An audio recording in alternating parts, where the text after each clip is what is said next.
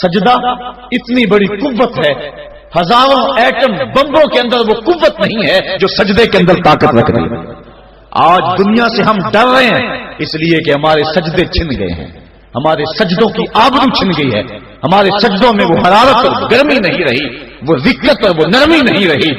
بدر کا میدان ہے، 1000 کا لشکر جرار مقابلے میں ہے، اور وہ پورے لاؤ لشکر کے ساتھ ناز و تفاخر کے اندر مسلمانوں کو ملیا میٹ کر دینے کے جذبوں سے دانت پیس رہے ہیں کہ آج مسلمانوں کو کچا چبا دیں گے۔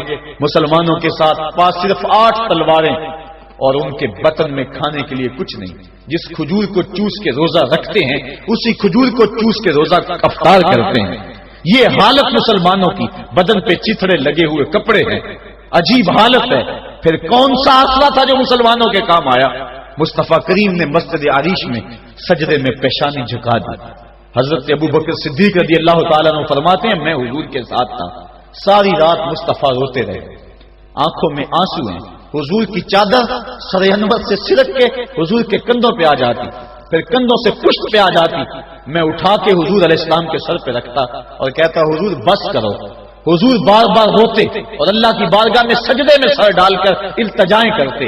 لفظ کیا تھے محبوب کی زبان پہ، آج تک ایسی ناز والی دعا کسی نے نہیں کی ہے جی جیسی دعا مصطفیٰ جان رحمت نے کی۔ مصطفیٰ کریم سجدے میں سر رکھا ہے اور کیا کہا؟ اللہم ان تہلک ہذہ العصابہ لم تعبد فی الارض ابدا۔ میرے مالک میں نہیں کہتا کہ ان لوگوں کو بچا لے، دیکھ میری زندگی کی کمائی یہی 313 ہے جو میں تیری چوکھٹ پہ لے کے حاضر ہو گیا ہوں۔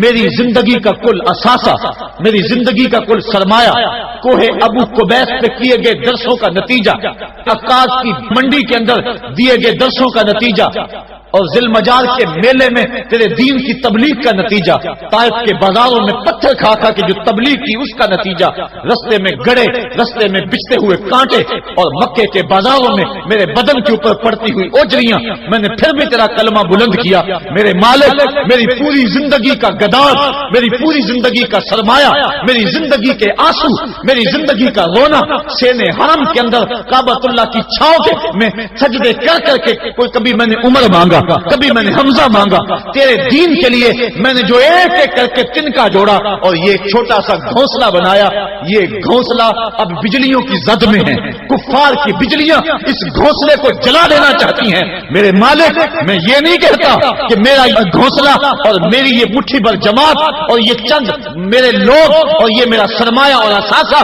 میری پوری زندگی کی کمائی، میری جوانی کا سرمایہ جو میں نے تیرے سامنے لا کے رکھ دیا ہے، میں یہ نہیں کہتا ان کو بچا لے، لیکن میرے مالک اگر یہ نہ رہے تو قیامت تک پھر تجھے بھی خدا کوئی نہیں کہے گا۔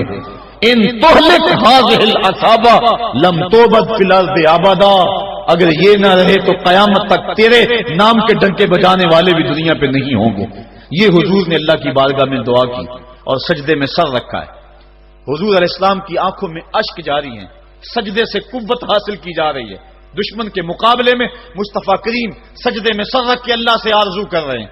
حضرت سیدنا صدیق اکبر فرماتے ہیں اچانک حضور نے سر اٹھایا، میں خوش ہو گیا کہ حضور کے چہرے پہ مسکراہٹ تھی۔ حضور مسکراتے ہوئے فرمایا ابشر یا ابا بکر ھذا جبریل آخذ بعنان فرسہ، ابو بکر بشارت ہو، وہ جبریل اللہ کی مدد لے کر آ گئے۔ تو یہ سجدے تھے جن سجدوں نے ظالم اور جابر قوتوں کا منہ توڑ کے رکھ دیا۔ حضرت علی المرتضیٰ روایت کرتے ہیں رضی اللہ تعالیٰ عنہ، فرماتے ہیں میں نے ہاتھ میں تلوار تھامی اور میدان میں کود پڑا، میں نے کئی کافروں کو واصل جہنم کیا، پھر پلٹ کے دیکھا کہ میں حضور کی زیارت کر لوں، لیکن مجھے حضور نظر نہ آئے۔ میں نے ڈھونڈا تو ایک سمت حضور نے پیشانی سجدے میں رکھی ہوئی تھی اور زبان پہ لفظ تھے یا حیو یا قیوم، یا حیو یا قیوم۔ حضور یہ پڑھتے جا رہے تھے، یا حیو یا قیوم کا وظیفہ پڑھتے جا رہے تھے اور سجدے میں پیشانی تھی حضور کی۔ میں پھر دوبارہ آیا اس سجدے سے جوش لے کر، اس سجدے سے گرمی اور حرارت لے کر، اور پھر دشمن کی صفوں میں کود گیا۔ میں نے ایک کافر کو واصل جہنم کیا، پھر زیارت کے لیے واپس آیا، دیکھا تو پھر سجدے میں حضور نے سر رکھا ہوا ہے اور یہی کہہ رہے ہیں یا حیو یا قیوم، یا حیو یا قیوم، یا حیو یا قیوم برحمتک استغیث۔ یہ جملے حضور کی زبان پہ ہیں اور سجدے میں حضور کی پیشانی۔ میں پھر گیا، پھر آیا، کئی بار ایسا ہوا میں کافر کو قتل کرتا پھر آتا حضور کو سجدے میں دیکھتا. فرمایا پھر حضور نے تلوار تھامی اور مصطفیٰ کریم میدان جنگ میں کود پڑے. لوگ بڑھ چڑھ کے دشمنوں پہ حملہ کرتے تھے لیکن جو سب سے آگے کافروں کی صفوں میں کود کے حملہ کر رہا تھا وہ آمنہ کا لال محمد مصطفیٰ صلی اللہ علیہ وسلم.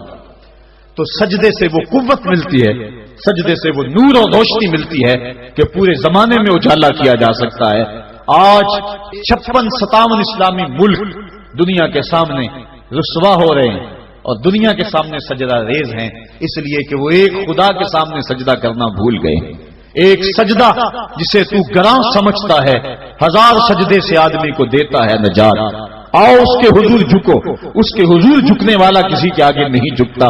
سجدہ اس کو قوت دیتا ہے. تو راز کن فقاں ہے, اپنی آنکھوں پر آیا ہو جا, خودی کا راز نہ ہو جا, خدا کا ترجمہ ہو جا, خودی میں ڈوب جا غافل, یہ سر زندگانی ہے. نکل کر حلقہ شام و سحر سے جاویداں ہو جا, گزر جا بن کے سیلے تندرو کوہ بیاباں سے, گلستان راہ میں آئے تو جوئے نغمہ کہاں ہو جا. مالک کے حضور جب بندہ عزت سے سر جھکا دیتا ہے اللہ کی رحمتیں بندے پہ